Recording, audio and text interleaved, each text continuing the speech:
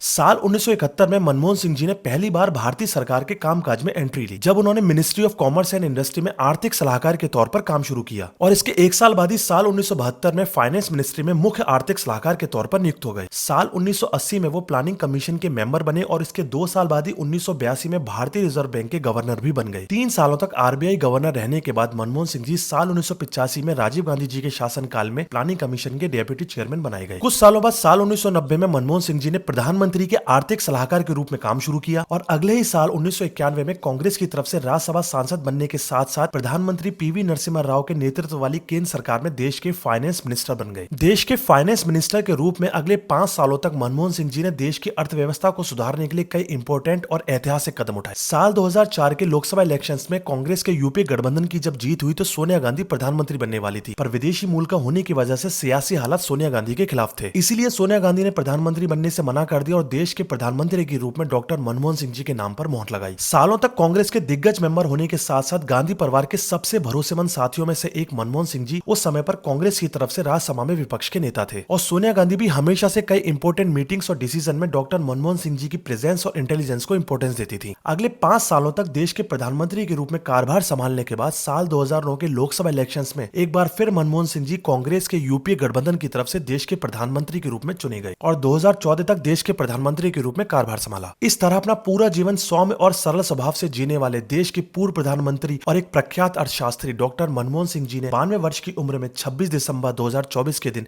इस दुनिया को अलविदा कह दिया।